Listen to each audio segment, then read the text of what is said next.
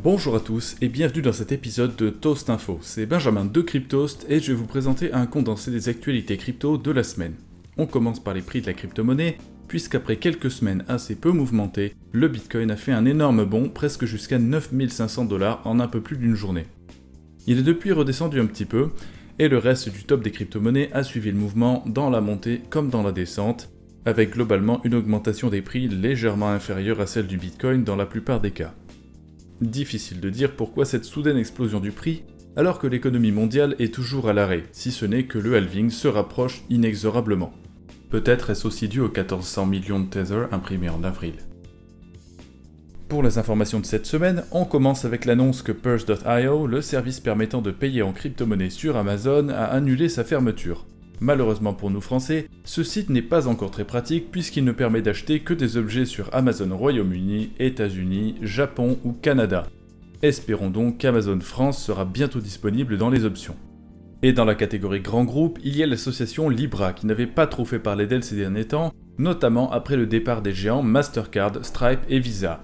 Cette semaine, l'association a donc annoncé l'arrivée de Checkout.com, un processeur de paiement établi à Londres et fondé en 2012 par Guillaume Poussaz, un entrepreneur suisse.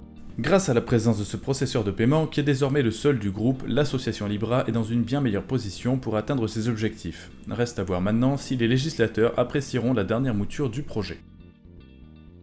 Autre information importante de la semaine, il a été publié récemment une analyse du réseau Ethereum et des 10 000 plus grosses adresses, dont certaines conclusions sont particulièrement intéressantes.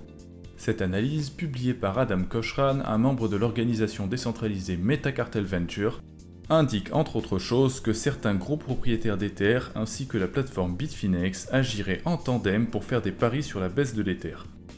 Ils manipulent ensuite les autres plateformes pour faire baisser le prix sur les marchés réels. Dans approximativement 40% des cas, les cold wallets, ou portefeuilles froids en français, de Bitfinex seraient impliqués dans l'affaire.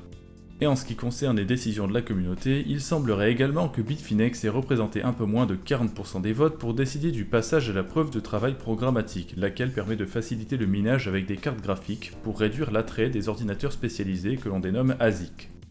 D'après Adam Koshran, Nvidia et AMD semblaient également de la partie dans ce vote. 36 portefeuilles froids, donc utilisés pour le stockage à long terme, avaient été utilisés pour voter et sont redevenus inactifs par la suite. Ce n'est pas là la seule révélation intéressante de l'étude. Il semblerait également que Justin Sun ait drainé les portefeuilles de Poloniex après avoir racheté l'exchange qui ne dispose désormais plus que d'une réserve fractionnaire. Et par pure coïncidence, peu de temps après la disparition des fonds et avant l'annonce du rachat de l'exchange, le prix du Tronix avait augmenté de 50%. D'autres informations très intéressantes se trouvent dans cette étude, nous vous invitons donc à la lire dans son intégralité.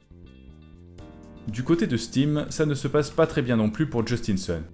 Après le fork Steam Hive, il s'avère que la communauté a choisi, dans sa très large majorité, de supporter Hive. En conséquence, le prix du jeton Steam est aujourd'hui nettement inférieur à celui du Hive. Le jeton Steam a également vu son prix monter, mais de manière nettement moins impressionnante, puisque le jeton Hive vaut désormais 3 fois plus cher que le jeton Steam. Et malgré toutes les gesticulations de Justin Sun, Hive continue de faire son chemin et domine aujourd'hui la scène. Sur une note plus légère, après le piratage de D-Force la semaine dernière et la traque du pirate maladroit qui avait mal couvert ses traces, la majorité des fonds a désormais été renvoyée aux utilisateurs. L'entreprise compte annoncer prochainement son plan pour éviter un nouvel événement du genre, et peut-être aussi pour éviter l'exode des utilisateurs. Retour chez nous en Europe. Un sondage récemment publié par Bitflyer indique que 66% des habitants pensent aujourd'hui que les crypto-monnaies existeront encore dans 10 ans. Un sondage intéressant réalisé dans 10 pays sur un total de 10 000 personnes, qui indique notamment que les Français ont moins confiance en la crypto-monnaie que la majorité des Européens, puisque seuls 60% des Français sont d'accord avec cette affirmation, alors que les Italiens, Polonais et Néerlandais ont par exemple répondu positivement dans environ 70% des cas. La moyenne se trouve à 66% et la France est aujourd'hui classée parmi les plus crypto-sceptiques de cette petite liste après l'Espagne, la Norvège, le Danemark, l'Allemagne et la Belgique. Ces réponses globalement favorables aux crypto-monnaies ne sont toutefois pas forcément ce à quoi vous vous attendez. Par exemple, 25% de la population pense que les crypto-monnaies existeront encore dans 10 ans, mais n'ont aucune idée de l'usage qu'elles auront à ce moment-là. Est-ce qu'elles seront une monnaie, un investissement ou autre chose ? Et par rapport à 2019, les chiffres sont globalement en légère hausse, signe que l'idée des crypto-monnaies dans la société fait son chemin lentement mais sûrement. Changeons de continent maintenant pour aller en Asie. Tout récemment, la ville de Ya'an dans le Sichuan en Chine vient de présenter un projet d'aide aux fermes de minage reposant sur la diminution des coûts de l'électricité. Déjà extrêmement peu chère dans le pays, cette dernière sera désormais encore 30% moins chère pour les fermes de minage installées à proximité de certaines centrales électriques qui produisent trop d'énergie. Un tarif qui permettra donc notamment aux mineurs chinois d'être plus rentables ou alors de dépenser plus d'énergie pour le même prix et donc d'augmenter leur hash rate aux dépens des autres mineurs. Une situation qui ne va certainement pas améliorer la décentralisation du réseau puisque la région du Sichuan était à elle seule responsable de 54% du hash rate en 2019. Si une baisse de prix suffisamment élevée forçait d'autres mineurs à abandonner, ce pourcentage pourrait vite se retrouver encore plus élevé. Un petit peu plus loin vers l'est, en Corée du Sud, un gros scandale a été révélé ce mois-ci.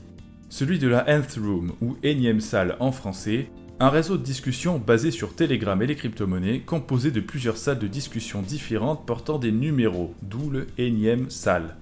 Ce réseau a été créé en 2018 pour faire chanter des femmes et les forcer à réaliser des vidéos pornographiques qui étaient ensuite vendues dans chacune des salles numérotées.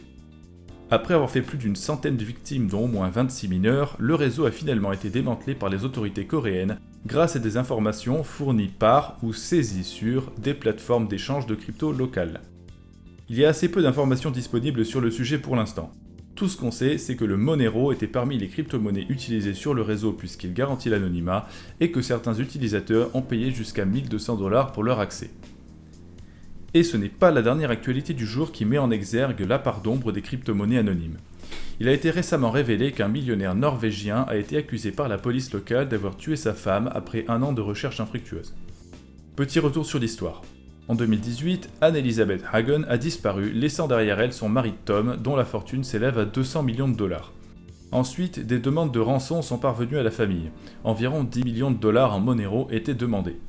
Mais la police n'est pas convaincue que la rançon réelle. Aucune tentative de négociation de la famille n'a eu lieu et il y a eu des éléments qui tendent à prouver que Tom Hagen souhaitait tromper les enquêteurs.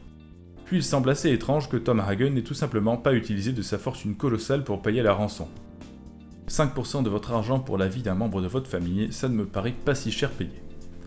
Le millionnaire a donc été arrêté jeudi dernier, mais il continue de dire qu'il est innocent. Sa défense repose notamment sur le fait que le kidnappeur n'a donné aucune preuve que sa femme était encore vivante et qu'il la détenait encore.